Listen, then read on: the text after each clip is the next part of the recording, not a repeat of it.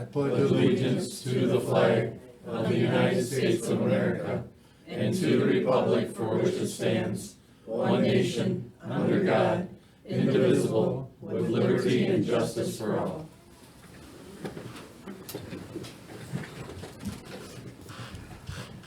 Can we have roll call, please? Lois Tiley, Present. Diane Dennis, Here. Marie Rowe, Here. Richard Horner, Here. Michael Nesbitt, Present. Kathy Harris, Here. and Sarah Tiley. Here. Are there any changes to the agenda? We need to add to new business, letters F, which will be, phase one resolution, and G, school resource officer.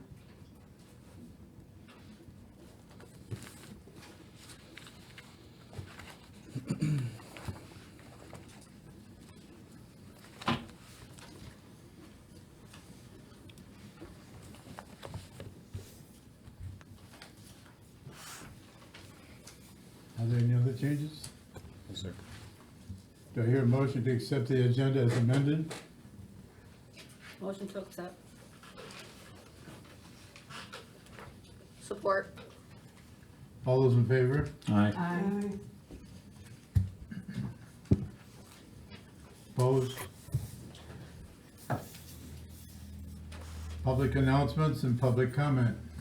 Anybody? I got a couple comments. You have 3 minutes? 3 minutes. 3 minutes. All right. I still haven't gotten an answer back on my water situation. I see they were down cleaning out the sewage. The water table hasn't been up because of the dryness. Some of these issues we've had, I don't think you guys really care about. I mean, there's other stuff like, you've got ditches down there between Gilmore's and Brockner's and between Vinderski's and Downey's. Water sets in there. He said, water goes up, water goes down. Well, the water sets in there, and I think it's a mosquito problem.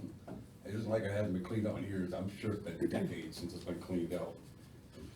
Some of these little projects you got going, I don't think any of you guys actually do anything. You sit in here, you say something, but do you actually go down there and look at some of these? I think it should be mandatory. You're doing a sidewalk project or something, that you guys should actually go up there and take a field trip, or whatever you wanna call it, and go look at it.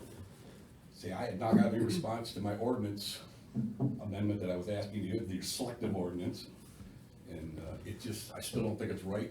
When you guys have an issue, you put it down on paper and you give it to us in a summons or whatever.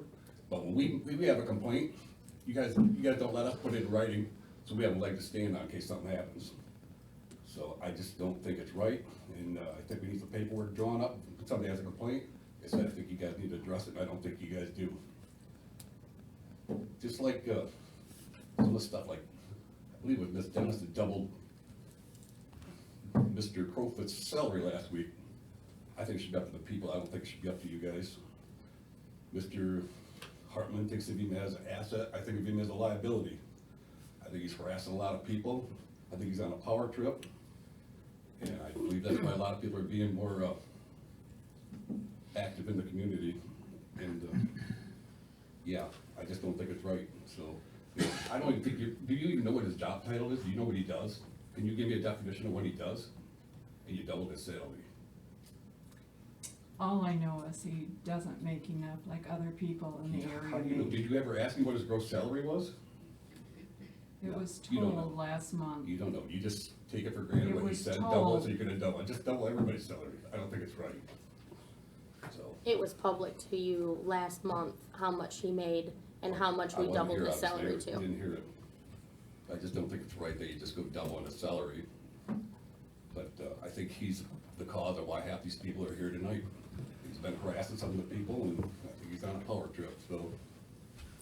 I just wanna clarify, Scott, what do you make, $137 a week? Okay, a year, that's not. No, a week. I wanna know what he makes a year. Oh, well, times 137 by 52. No, you doubled his salary. Now, how many other villages or whatever is he doing?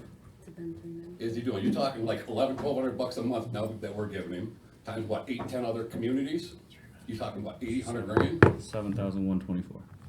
Okay, From the now village. times that by what, 8, Times how many that. other ones does he do? What he does with other villages or townships Just saying. does not pertain to us. We Okay. care about the village Well, I residents do. here, just like we Like I care said, about you, I think he's Paul. harassing people, I think he's a liability. I Your don't 3 think minutes that- are up.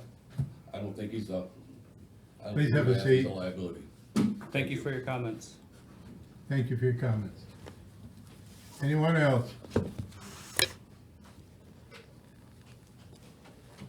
If not, we'll move on. Spicer report. Good evening. It should be pretty short. Couple of updates, project updates. Start with the drinking water asset management grant that we received. We did the preliminary 20% hydro excavation work and finished in April? In April, we finished that up. If you guys remember back when we took bids in February, the project was about $30,000 under budget based on bid price. We got into the project and we did not end up using some of the additional items. So there's about $48,000 left over that we emailed Eagle, that we didn't have a lot of direction as to how we could use the money. They said we didn't have to give the money back. We asked for some additional DSMI work to inventory some of the areas in the phase 1 project where we were concerned with galvanized water services. Eagle authorized us to do that. We've been in contact with Pipe Tech, the company that worked with us on the first phase. They're going to come back and we're gonna do probably an additional 57 services with the money left over, which should be a huge help on the phase 1 project and also with the village's overall DSMI of the entire system that's gotta be completed by 2025. So I would just piggyback off that. We received $397,000 from the state. We were able to do what they wanted us to do. We asked for direction. A lady was out on maternity leave. She came back, said, use the rest of these funds, do as many as you want, wherever you want. So now we can really focus on the phase 1, identifying, figuring out what's where and how we're gonna pay for it and what we have to do. So, $397,000 that we haven't spent money on yet, as we go forward with phase 1. So, pretty exciting stuff. Like I've said before, ahead of the game, a lot of people are applying to the state for these funds that we've already received, and now we're gonna be applying for other things that ahead of the schedule. So And that's how we were hoping to use that additional 48,000. We were just waiting for a little bit of direction from Eagle as to how we could use it within the grant. But hopefully contractor's back, they're thinking 2 weeks. They'll be back in town, verifying that. We gotta get some notices out to residents. He's gonna meet with Don next week and locate these services and keep moving forward on that. Phase 1 project, we've made some progress on that the past couple months.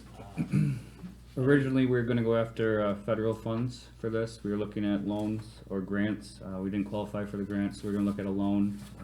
Due to it being federally funded, there are different bureaucratic red tapes that you have to jump through and hoops, that you have to go around and abide by their rules. So we looked at the drinking water or the revolving fund from the state of Michigan. A lot of communities are going that way, but they also have their own stipulations, whereas this third and final way that we're gonna pass a resolution hopefully tonight, will go right to the county. So we're dealing with people, we're looking them up right in the face, eye to eye. People we know, Brian Wendling was out here on Tuesday we met. Tuesday. We had our lawyers from Dickinson Wright, they had their lawyers, and so we're all on the same page trying to go forward so that we can get this project started next spring, and really update the infrastructure of the village, underground infrastructure. I think we've got the updated project map there. One of the big kind of things we're waiting on right now is just the results on the MDOT Category B grant that we submitted for. They're supposed to release results on their website, it says mid-August. So we were hoping maybe the end of this week or next week, so we can finalize the plan out and incorporate that work if we receive the grant into the final project plans, and that starts to keep moving forward, so. We know the water system is old or aging, and we know the state has requirements that we must meet, and if we can get grants to help pay for it, by all means, let's continue, or a loan that we can work with. We still have ARPA funds, we still have other avenues, and we're hoping for this Category B, which would be what, $560,000 worth of Additional work, 250,000 with the match. yeah, $500,000 worth of road work in the village. not just, you know, chip and seal a full, Yeah, the plan on the Cat B was to, do some crushing and shaping of the roads and repaving, and then the areas where we've got curb and gutters to mill them and repave them. So, hopefully, like I said, fingers crossed, we're hoping to hear on that this week, but it may run into next. Art should get notification as soon as we hear anything.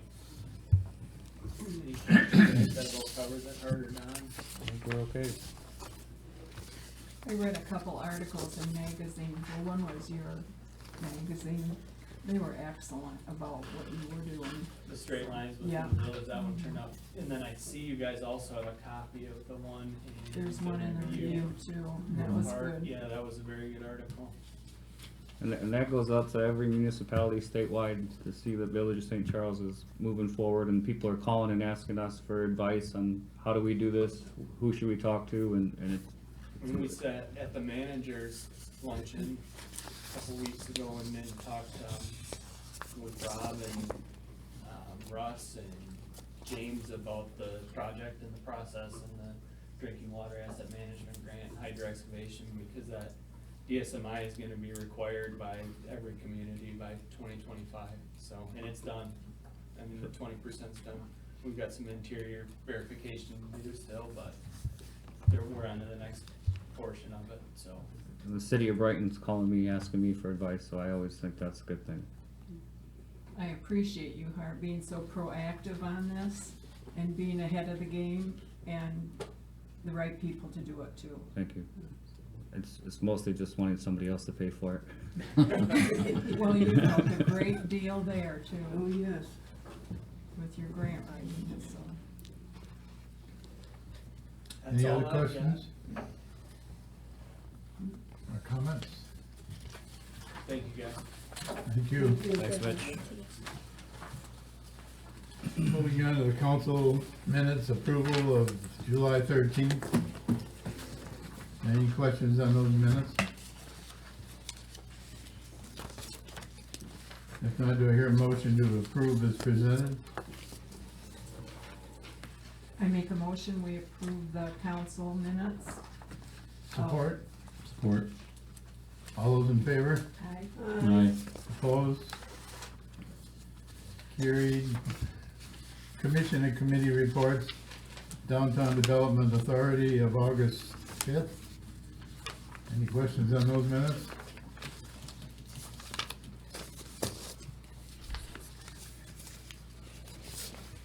If not, we'll move on to the Parks and Recreation Committee, July 20th. Any question on those minutes?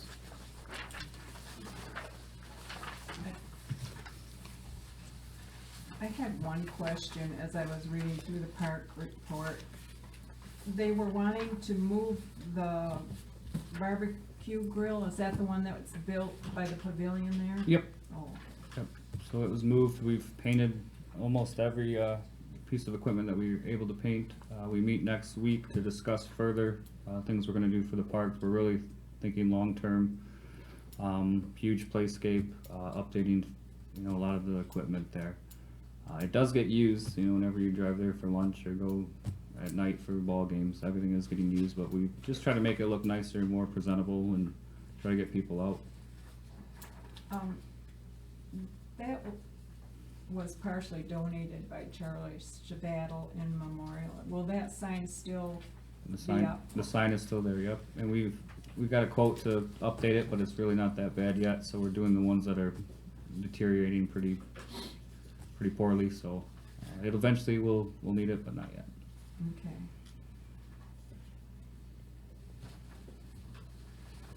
Any other questions? If not, do I hear a motion to accept and file the Downtown Development Authority of August 5th, the Parks and Recreation Committee of July 20th, and the Planning Commission of July 21st? I move to accept and file. Support. Support?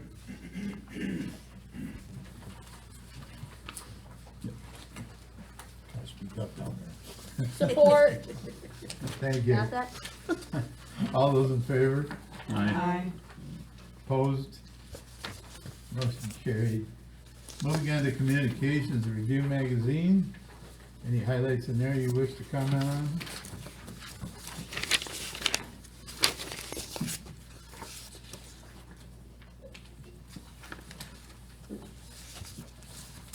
If not, we'll move on to play in the parks. Item B. Any questions, comments, or further information?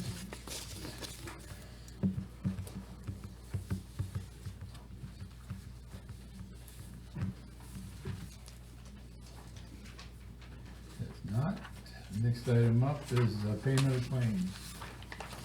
Any questions on the claims for the month?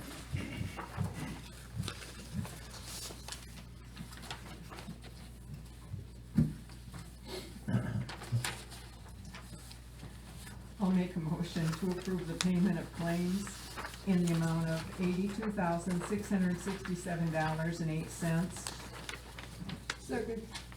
Seconded. All those in favor? Aye. Those opposed? Motion's carried. Moving on to new business, MS Bike Ride. This is a yearly fundraiser for the National Multiple Sclerosis Society. Every year they come off the rail trail, stop in Lumberjack Park, use the restrooms, have a little lunch, come downtown, and they continue on. They just ask permission. Kind of them, there's about 100 riders every year, take or minus, 50. But just something that we do. We send them back the letter showing our support and letting them know that our facilities are open.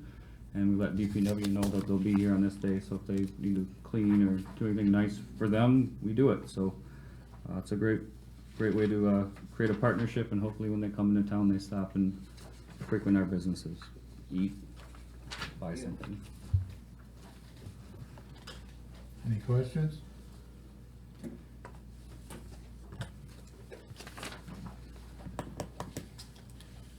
We'll move on to resolution 22-9, establishing authorized signatories for MERS contracts and service credit award approvals. Last month, we discussed with Leah moving to MERS for the contracts and service credit. She's done all the work so that MERS would take on all the fiduciary responsibility for our retirement plans. This is completely optional. It is completely freedom of choice per individual employee. It is not mandatory. There's nothing that says they have to do this, but it gives them other options as far as their own retirement. And as the village moves forward, I think this is something we should do as we replace retiring employees in the near future. There's no cost to the village to do this. Any questions on that?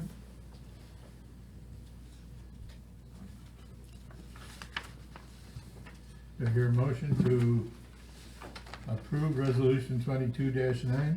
I move to approve resolution 22-9. Support. Support for that? Thank you. Roll call? Lois Tiley, Yes. Diane Dennis, Yes. Marie Rowe, Yay. Richard Horner, Yes. Michael Nesbitt, Yes. Kathy Harris, Yes. and Sarah Tiley. Yes.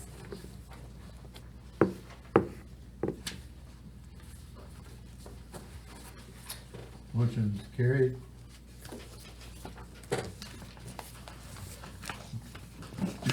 Moving on to item C, 2022 audit. We have Mr. Ken Berthume here, CPA from Berthume and Company. Welcome. Ladies and gentlemen. I'm pleased to present the audited financial statements for the fiscal year ended March 31st, 2022. And I'm pleased to report that the audit went smooth this year again. We encountered no problems, no difficulties or differences. We received excellent help and cooperation from the village staff here in the village office. So it went great, and as a result of our audit work, we issued the standard unmodified opinion that you see in the booklet that you have. That's on page 1, 2, and 3. The auditor's opinion is, used to be 1 page, now it's 3 pages. But basically, same thing. We're just saying that the financial statements do represent the financial position and results of operations for the year ending March 31st, in accordance with general accepted accounting principles. Okay, so that is the best we can get. Okay, so I'd just like to briefly run through a couple of pages with you. Starting on page 11.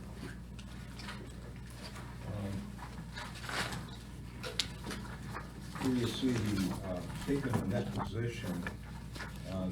This financial statement here is like a balance sheet, and it's all the activities of the village, the governmental type activities, and then you have business type activities like water, sewer, those are business type.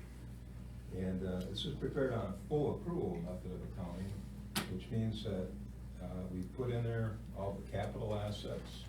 We have a depreciation schedule. It's kind of like a business reporting. And then we include all of the liabilities, including all the long-term liabilities in your funds that you'd normally look at, balance sheets, financials. You don't really see long-term liabilities on a balance sheet for a fund. But here you do. And those long-term liabilities include the pension, the unfunded portion of the pension, and the OPEB plan. We have some liabilities there, which gets into the mix here. So on this full accrual method of accounting, the governmental activities continues to show a deficit in the net position under the unrestricted category. You see it down there on the left-hand side towards the bottom, 997,354 deficit. And that's a deficit because when those pension liabilities are included in there, they exceed the assets, that we have. It's been like that now ever since, it was just, I guess it was about 7, 8 years ago when accounting principles changed and we had to put in that pension liability and that OPEB. And it's been like that.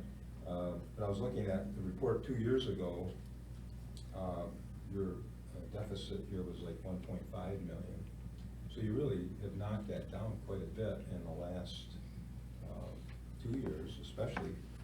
And I was like, well, why is that? And well, it looks like MERS had some pretty good investment gains in the trust funds, which helped, that as those gains came in, the liability reduced. And also, the village has made a commitment to make extra contributions into the pension plan and also the OPEB plan. We've done the right thing. Trying to get that liability down because it is definitely a negative item that always have a deficit. So the village has been working hard to get that deficit worked out. We've done a good job. Hopefully the gains will continue. Of course, this year we don't know. It may not be quite the same. Okay, moving ahead on to page 14. And here you see the balance sheets for the governmental funds. And you have 4 governmental funds: general, major, local street fund, and then municipal street fund. Those are the 4 governmental type. This is a modified accrual basis of accounting here. So when we look at the balance sheet, there's no capital assets on there and no long-term debt. The focus is just current available resources, like current assets and current liabilities. And so the difference between current assets and current liabilities is your fund balance. And fund balance is always a good barometer to look at to see how you stand. And so when we look at this, we see that you have no deficits, obviously. The general fund balance at 3/31/22 was approximately $1,024,000. Pretty good fund balance. You look at that in comparison to the annual budget for expenditures of the general fund. And that's really a lot of analysts will look at, you know, how you stand in your fund. You've got about 100%, you know, almost, you know, of the money it takes sitting in your fund balance to take care of your expenses for the next year. So that's pretty good.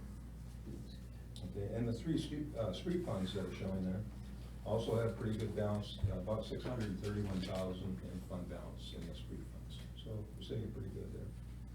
And then moving on to page 16. This is a continuation of the governmental funds. And here we see the revenues, expenses, and change in fund balance for the year. As you can see here, general fund had revenues of approximately $1,055,000. Had expenditures of $1,006,000 approximately. And so for the year, in total, the general fund had excess revenues of about $62,000.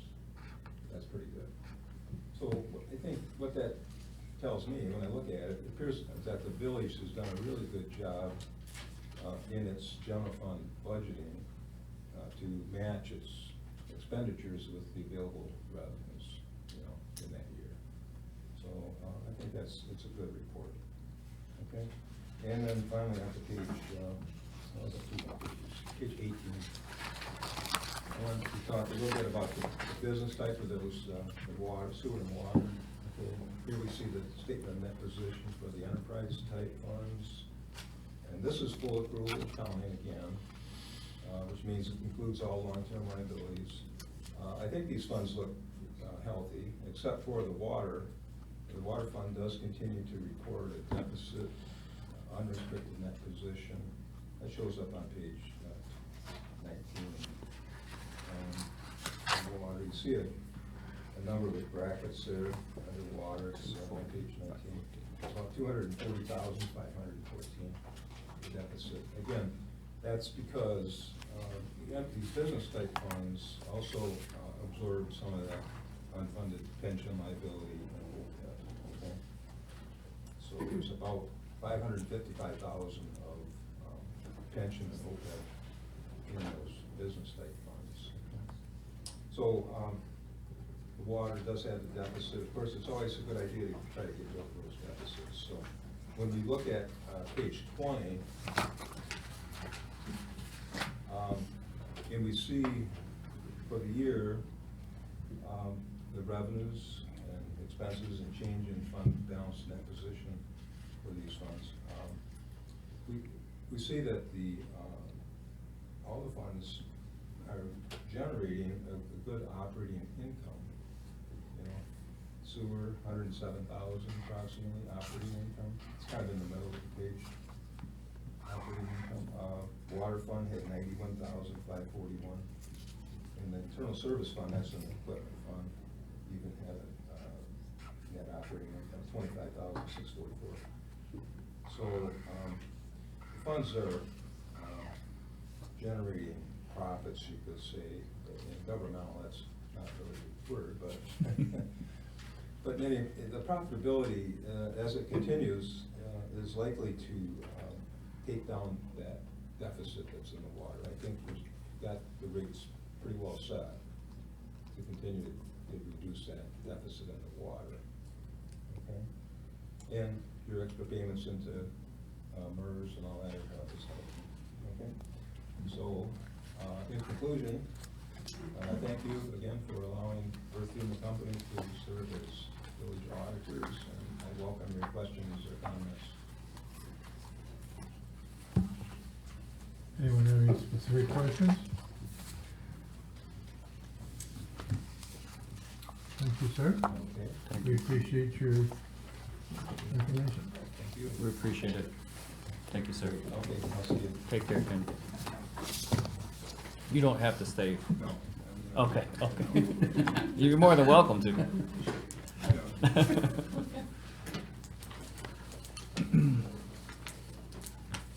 There's nothing further we need on that, or you got a comment? I think we're okay. I would just reminded, when I got here, the pension fund liability, we were flagged by the state 59% below the 60%. We're now 70%, unaccrued, it's about 64. OPEB, we were less than 8%, we're now at about 24, and we have to really work on that, but we're going in the right direction. Thank you. Yes, thank you.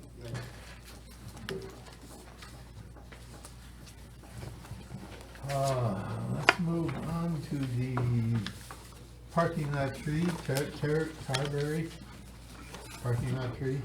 So behind Dee's Pizzeria, there's a tree that is double chained, it's marked for cutting. We entered into an agreement years ago with Bill Rapley and Tamberry to lease that parking lot from him. According to GIS, this falls into the limitation of that parking lot, where in the lease it said we would maintain such things. I'll be honest, I was hoping the DDA had the lease with Mr. Rapley, but it turns out the village does, so there is concern about the tree falling as it is wrapped and chained to kind of keep it together. It is a liability that I think we should address, so I went out and received a few bids to eliminate that tree and the problems in that area for several business owners who have made complaints, not just Dee's Pizzeria, but Bad River as well, so. Kind of on the property line, isn't it? Yep. So it is our responsibility, according to the lease that we have. These are the quotes I've brought forward. We do have monies to use towards trees as we budget every year. So it's something we should look at and address and take care of at a convenient time. And again, it's good faith and goodwill effort towards the other business owners that, you know, we're doing the right thing to remove the tree, the brush, and the stump, so. It is quite hefty of a price. I was looking at other tree quotes around the area, but, you know, it is a good in service that we have to pay for. So there is a low bid amongst them that comes from Monk's Tree Service. So, Did you post this to be bid on? That's, We've got other people that are in the area, local. there was comment time. as I mentioned, we bid out to 3 different companies, Thurston's, Acorn, and Monk. But I can repeat myself all night if you'd like. Yeah. I didn't even know there was a Tearberry parking lot. Yeah. Never heard of it before. Yeah, we're finding all kinds of leases from 2011 and earlier. Well, it's not really a lot compared to the amount of liability we got hanging there. Yeah. Really. And I went through the lease to make sure that it was our responsibility, and I went through GIS to make sure it was on our property. Not that I was trying to duck or weave out of anything, but it is our responsibility. Tried to find other people to pay for it, again, turns out it's ours. Both companies are quite comparable. Comparable, reputable, We've had both before. Just need a motion to choose one of them. I'll make a motion, go with Monk's Tree Service. Can't hear you, I'm sorry. I make a motion, we go with Monk's Tree Service. Second. All those in favor? Aye. Opposed? Motion's carried.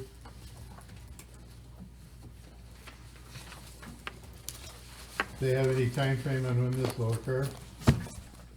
next couple weeks, I believe, Don. We'll give them a call tomorrow. It's in the, trying to get it into their schedule. All right, thank you.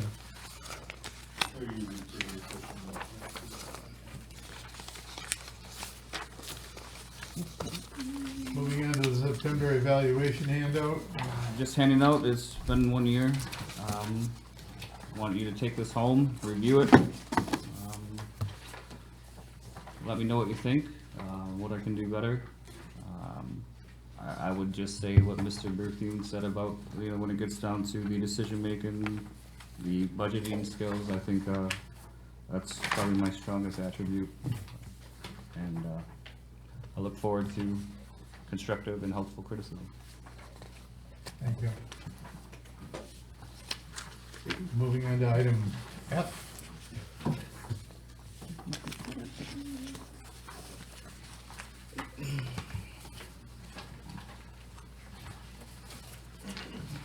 You have the resolution in front of you.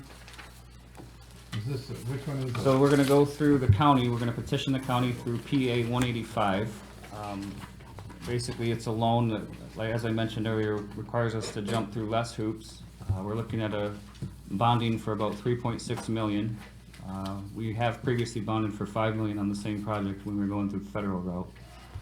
This starts the process of going to the county to let them know our intentions. We will probably show them our audit to show them that we're financially solvent and that we have the ability to pay, before we can go out to bid and start working on the numbers. But the goal is to have this bid out December and January so that we can have shovels in the ground by May or June. This is the oldest part of the village that needs requires the most work, and I think it'll be very helpful for the residents. It'll increase the quality or continue the quality of water. It'll stop the amount of water main breaks that we have that affect businesses. And we have a plan for the entire village that goes up to 2036. So this is the first step, first phase. Phase 2 is supposed to begin in 2028, 2029. Another 3.6 to 5 million to fix the rest of the village. But it's a huge endeavor, but it's something that we need to take seriously and show the village residents that we care. There's nothing more important that we do than potable water.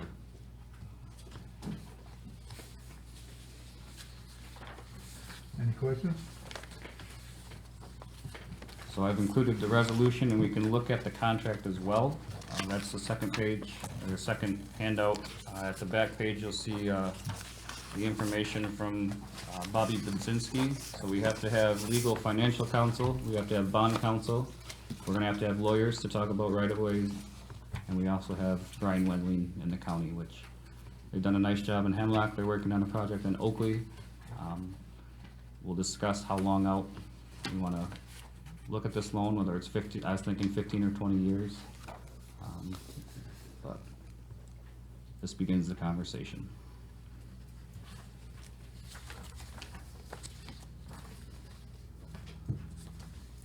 Any questions? Do you hear a motion to pass resolution 2210? Move to pass resolution 2210. Second. Roll call? Lois Tiley, Yes. Diane Dennis, Yes. Marie Rowe, Aye. Richard Horner, Yes. Michael Nesbitt, Yes. Kathy Harris, Yes. and Sarah Tiley. Yes. Motion carried. Secondly, we can discuss the water supply system improvement contract, which makes sure that the county knows exactly what we're trying to do, gives them an idea of the plan and the financial bond to be issued. This is 3.6 million. It could be less if we do get that Category B grant money. It could take off some money for the road funding. And the Category B, they really want you to have water and sewer infrastructure upgrades simultaneously while you're going through this process. So that's why we're pretty fortunate, or feeling pretty good that we could get some scope of work, even if they ask us to tone it down a little bit.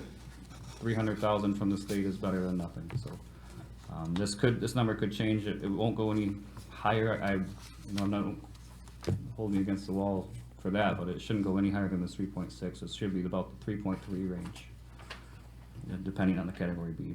So these are all our costs included: construction, engineering, contingencies, bond, etc. And so Can I ask where this is for phase 1 of our water system improvement plan, for? Anywhere? it's the phase 1 is the older side of town. You have a map in front of you. It's gonna be mostly So- West Bell, So it's, East Bell. Wherever this red is? yep, so the orange mostly is gonna be water main replacements, lines, what else, Just meters. the orange, not the yellow? We've looked at it a lot of time, the orange, some of the yellow, the red has been cut out due to scope of work and cost. We are doing some work where we're diminishing lines, or what do you call it, dumping lines, or abandoning lines, so that we're only using what we have to use. We're trying to get out of M52, which is a huge problem. Water main break there, and, you know, ties up traffic. It's super thick concrete to get down in there. So if we do have water main breaks, we want to push it off of 52 and get it to places where we can work and know what's underneath. But this is for that side of town, everything in that map. Do we do work on Bell Avenue since it's a state road? We repair our utilities in the right of way. We don't do anything with the roadway, but we do repair water and sewer within the right of way.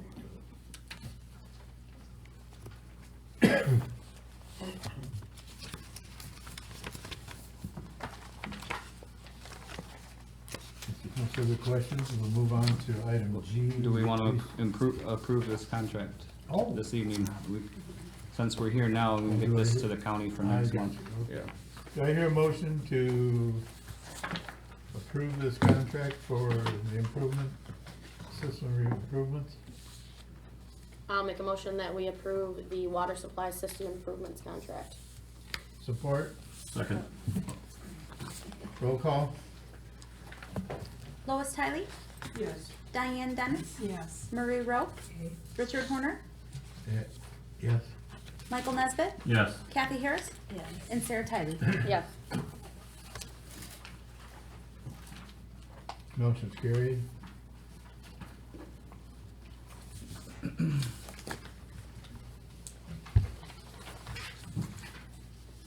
Next item's the resource officers.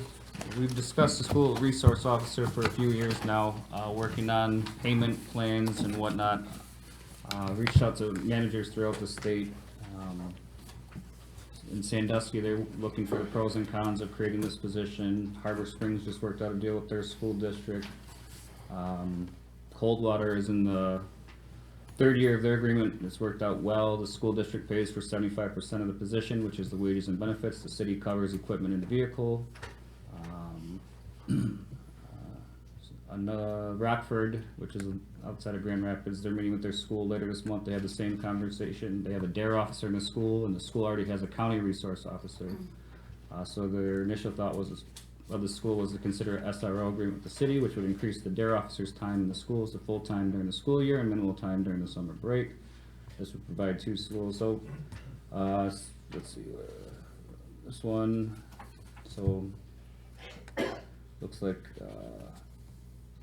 St. Joe, the manager there said, we've been putting an SRO in the high school for 3 years, but just obtained an agreement from the school last month. The school does not pay anything. Our experience has been that we respond to many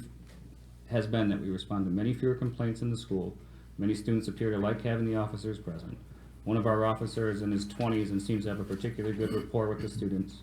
I read articles saying that SROs are unwelcome, oppressive presence, but that has not been our experience. So to be fair, who perceives themselves as unwelcome and oppressive, but we have a situation where one of our SROs asked to step back from the role and resume regular patrol duties, so there are ways to work this out. So Julie and I put together something based on other municipalities that would put 100% of the liability on the village, but definitely make sure that we are getting some service from the officer, and that's what you have in front of you. So you have an agreement that we would take to Superintendent Benson and his board, as well as the monthly financial statements put together by Chief Church, as well as a letter from Superintendent Benson supporting this move. So they're supporting the move, but they're not, then they can't pay anything towards it at this time? Not at this time.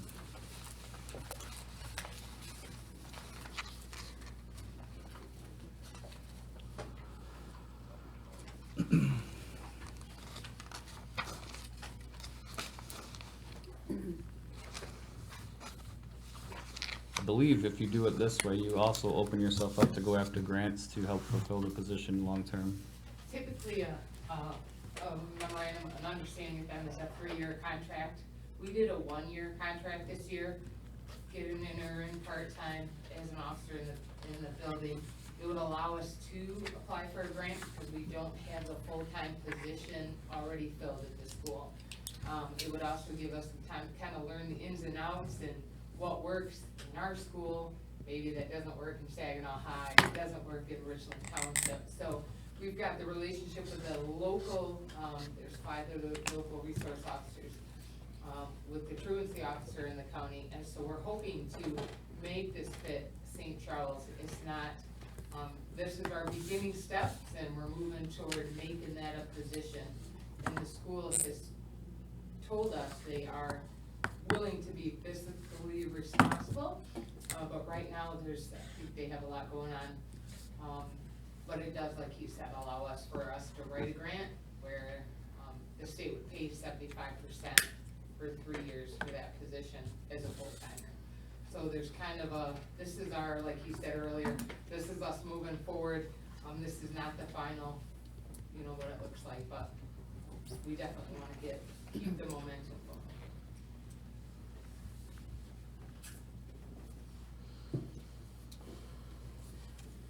Any questions? So in 1, it says that the village will assign a certified police officer, but then in line 2, or in 2, it says that the chief of police is. So who's actually assigning this police officer? The village, as in us, or you? The position of SRO is assigned by the chief of police or the police department, but it's run through the village, the council, so I can. So we can ultimately say yea or nay, correct? No, that's. Because I feel if No, that's- ultimately the liability is on us as a village, then we should have a say as who we feel is most fit for that position, if we are responsible, liable. The village is for every officer. I understand that. Yeah. And if we're ultimately liable, then we should have a say, not just you, and who you feel is most fit.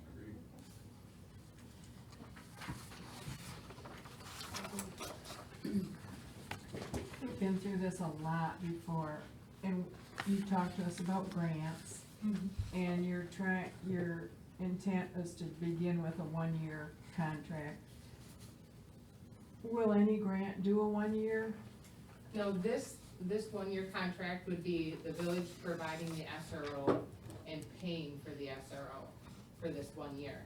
But this allows us to, because the SRO position is part-time, it wouldn't qualify for the grant. But if we put an SRO in full-time right now, it would disqualify us from being able to write a grant because it was already a position that was created. But since we're doing a 1-year contract with a part-timer, we can then apply for a full-time resource officer, and it's a 3-year contract that the state runs. So we don't wanna do a 30-year contract with a part-time. That's why we're getting in the school, we're getting an officer acclimated and getting moving, but then the 3-year contract comes when the full-time position is open. I just kind of skimmed through this, getting it. So if an officer is needed, they can leave the school. Yeah, their priority is to the village. There's an emergency call at any point in time. That resource officer then responds to that. They wouldn't do traffic enforcement. They're not gonna go to a barking dog complaint. That will be somebody else. But they're gonna go to any emergency call. And then any business that they have to do involving the village, they can take care of while they're on duty, whether they're in the school or here. And I'd like to share one message from a manager. They said, and there's no agreement, we have no payments to cover, no payment from the school to cover our costs, but make sure it's clear your officer works for the village and not the school district. Your officer will be asked frequently to perform illegal searches and arrests by faculty and school administrators, so they are not the bad guy. We're 8 years in and it works well for us. Our officer is a sounding board for students and can handle school issues before they become community issues. She connects students and families with community resources as well. We have made it clear that he reports to the police chief. He does not search lockers or arrest students without probable cause of an actual crime. And it goes on to say our officer was a parent at the school, assistant football coach, and a bus driver as needed when off duty, so it was kind of a great thing, but those are their recommendations or advice to us, to work for the village. Don't do illegal searches and seizures, cause Mr. Nesbitt doesn't wanna be the bad guy. But it's things to consider before we make a decision. So if, the school participated and helped pay for part of this officer, could you still apply for grants? Or, Yes. Because we leave her part-time, we would still be able to, that is correct. okay. I think in the past, it was set up where the school paid, I think it was it wasn't 50-50, but it was 75-25 at one School time. didn't wanna pay anything. They didn't wanna pay anything, but there was grants out there, and we were working on agreements in the past, where the school would pay, it'd be full-time at the school, but they'd pay 75% because that's where the officer would be committed to, where we'd pay the 25% when they're on the road in the summer, when school's out, but it never came to fruition due to funding. Would the sheriff department cover some of this during that time? I know they stayed up there several times at the school where they changed their clothes and stuff. How come they're free? I'm not a decision maker for the school, but I know we have a lot of flux going on right now. We have a new superintendent, we have a new principal, we don't even have director of finance right now. So I could see in the future though, that possibly changing it, but like I said, I'm not a decision maker. I know SR would be welcomed addition. I know a lot of teachers would definitely support that. I could see this year, a full year of being like kind of testing the waters, like, let's see, okay, we like that. And we have the funds to do that, but like I said, I'm not a decision maker, but I can see, we're kind of in a lot of flux right now, so that's just my 2 cents on it. Well, I don't have a problem with it, I just feel like the school should be throwing something on. I don't feel We've heard we that should from put several it on the people. bill. We've been through this a lot. Oh, yeah. And they never, want to, contribute.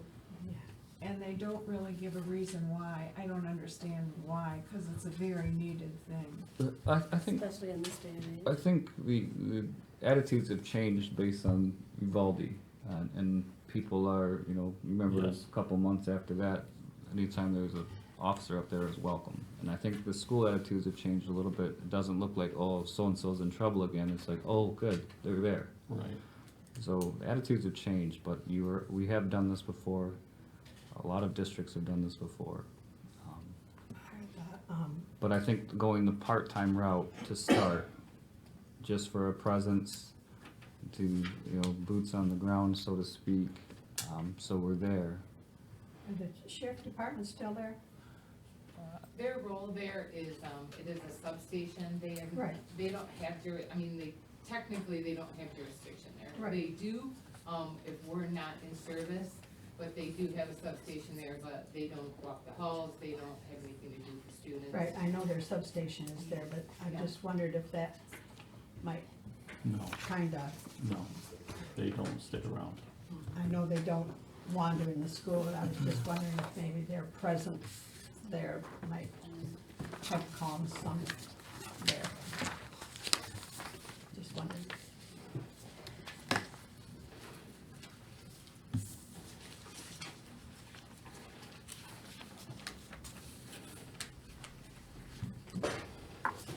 We need action on this tonight. I think so. If we would like, we could table it for a month, let you mull it over and start the contract later. Is that beneficial to us or not? I mean, as far as anything to do with the, School starts what, next 2 weeks? or is it 2 better months? to, better to get this moving now? But at the same time, if we approve it, when does your board meet next? After school starts. I believe Probably, the so, 17th yeah, something around there, of yeah, I August believe is so. when, yeah, Mhm. their board meets next, so. Yep, So it's a Wednesday, yeah. we could give them an action item, or I could table an action item for next month. It's really what you guys think is best. Anybody feels that we should take action tonight? A motion on the floor. I do.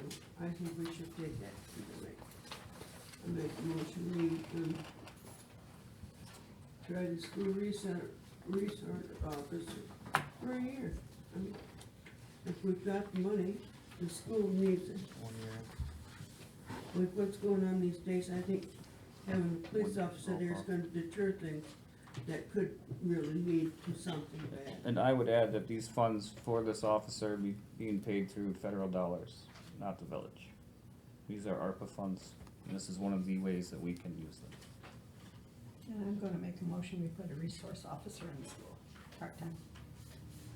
And then, per year, and then we do the 3-year. We look at grants and Try to we get grant. we analyze and look to see if it is effective. Yep, I make that motion. We have support for the motion. Support. All those in favor? Aye. Opposed? Aye. Motion carried.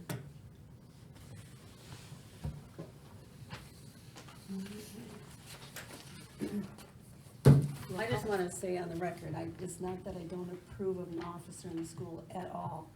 It's just that I feel like the school should put some money towards Yeah. this too.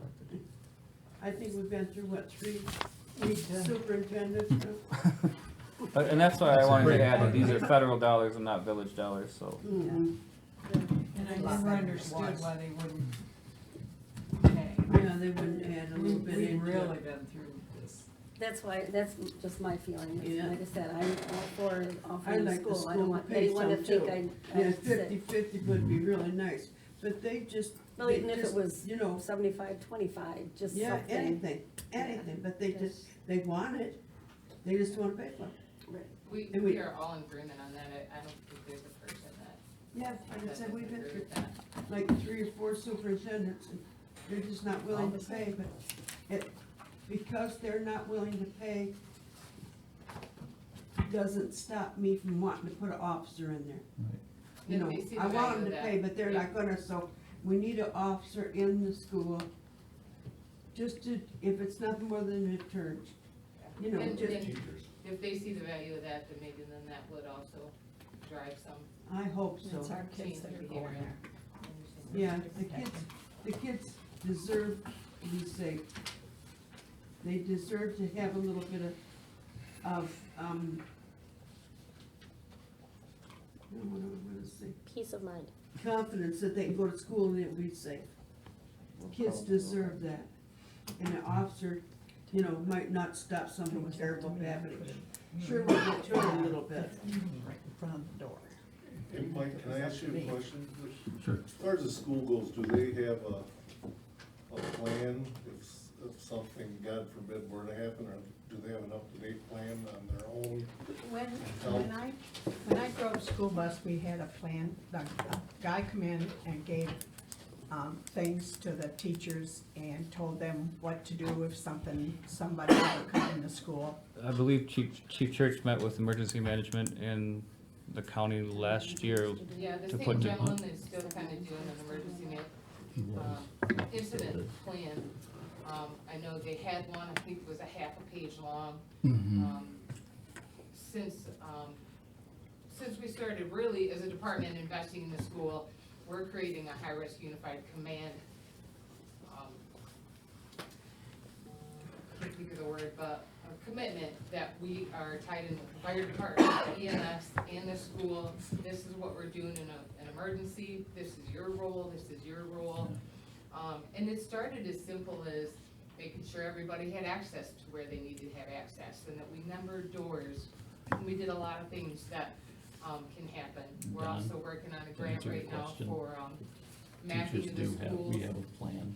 Yeah. Like it's not like, Is we're Tom really, Lansbury- we know what we're supposed to be doing for doors where we put kids. So there's a plan that's in place. A plot. Like, it's a half a It'd just page. be nice to know that they've been trained enough, as God forbid something happened where we all kind of know what to do to Right. best protect ourselves. You know, I when can't there's understand, there's not a plan on a school bus. There's not a plan on a yeah, school bus. yeah, you could hurt a lot of kids. You're all on by buses. yourself there. Yeah, yeah. I can't understand why the school wouldn't invest in those door locks. They fit right in the door. You know, you shut the door and you pull this thing and it drops down into a hole with the rod drops into that hole, and the door can't be pushed open. I would say this, All these questions are great. I suggest if these questions, go to your school board. Talk to the school board. Those are very good questions. Yeah, I mean, those things are like $69. Thanks, Mike. I will say, my wife is an elementary school principal. She wakes up in the middle of the night sweating, screaming, crying. She has these dreams all the time. They have a very elaborate plan where if something happens in Corona, they have a page for that. Something happens in Durand or, you know, wherever, New Lothrop, they have go to this, okay, this is what we do. I haven't seen that here, and I think part of that is emergency management out of the county. I'd like to see more out of them. But because there's not, you know, they're working on their hazard mitigation floods, obviously after May 2020, but I think Julie's done a nice job of putting together and getting together with people to start the conversation and at least get things color-coded so that anybody, any officer in the area that comes knows which door, which Yeah, the route, doors things like number, that. I mean, it's Just little simple things like that I think, I think the county emergency management should have a bigger role in that.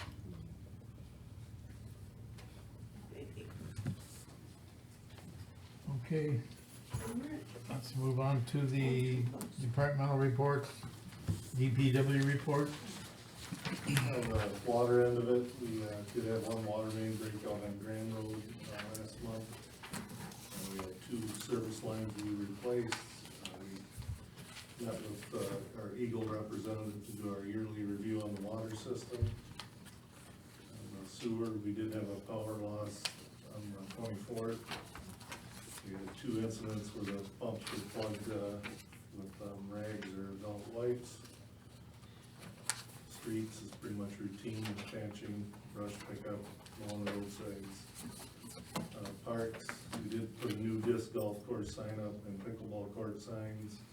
Painted the farmer's market shed, stained the ship, and painted some playground equipment. And we did get a call from Joe from Schultz Equipment. Our truck is ready to be picked up tomorrow.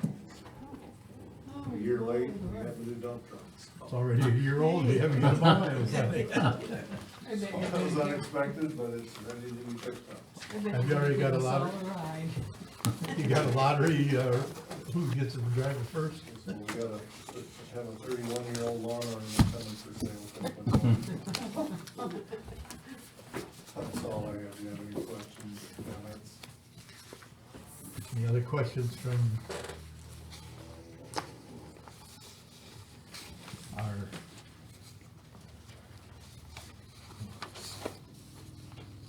DPW? If not, let's move on to the police department report, above and beyond what we already got.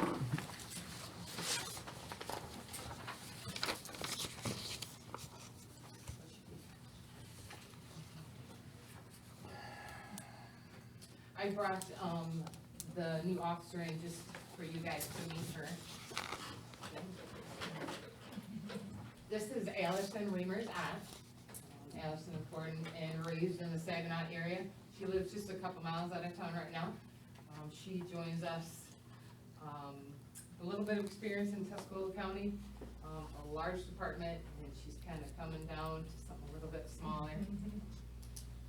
Allison's got her education and a lot of her training is in, should I let her talk a little bit about some of that with kids and special needs kids, and she's just got some unique experiences and training to bring into the department. So I worked with special needs kids, more specifically with Asperger's, which is on the spectrum of autism for most of my child and adulthood.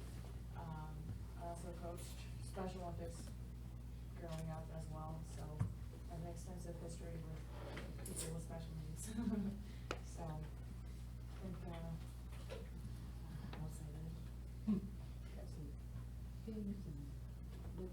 Yeah. Yep, I'm married. I have 2 potbelly pigs. Those are my kids. And 2 dogs. Nice meeting you. You're welcome. Thank you.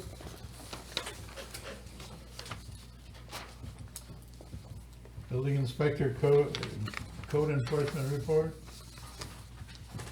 It was a slow month for building. July, only had 2 permits issued, one for a roof and then a sign replacement at Seventh-day Adventist Church. Code enforcement, we had 20 complaints. Of those 29 at the time of this printing were resolved. 3 more have since been resolved. The village did end up cutting 3 of the 9 original grasses. The owners wouldn't take care of them. And I have 2 additional that are work in progress, and by next report will probably be resolved as well. Been pretty busy. Thank you. I'd throw on top of the planning commission, we're still working through our code and zoning rewrite. We're 1.5 years in, as the process requires to amend anything. We do have, next month, we will have a petition, probably for a rezone or a special use permit possibly. Row Engineering is looking at the site plans right now for the old car wash. Won't make it to the agenda for next week, but that is coming up, and we are getting through the zoning part, and then the code part will come. So we're still a long ways away, but it's very diligent work. You have to have your lawyer look at it, you have to have the engineers look at it, you have to have Scott look at it.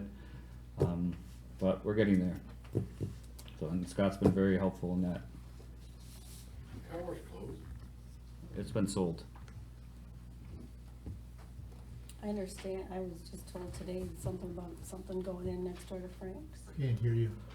Quite possibly, no details are out yet, other than what is among the community. What about Bears? Bears is still going through the process. The Thurston boys have purchased it. They're working on their federal license, arm license. I think that went through okay. But because the Bears was a gas station back in 1953, the government now wants them to prove that there are no storage tanks underneath, which if you recall, they did the same thing here and it cost us about $400,000.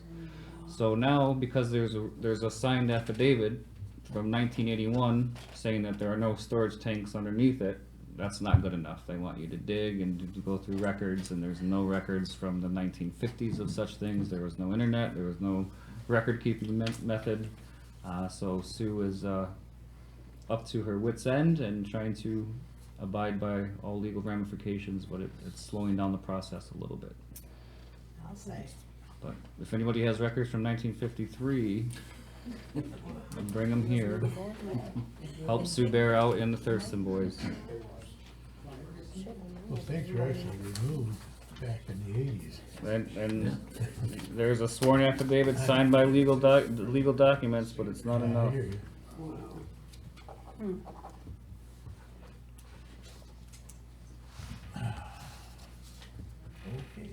Well, then I guess anything you could bring wouldn't help. Not if there's sworn documents. All right. Just a hassle. Feel bad for both parties. Okay, move on, public comment.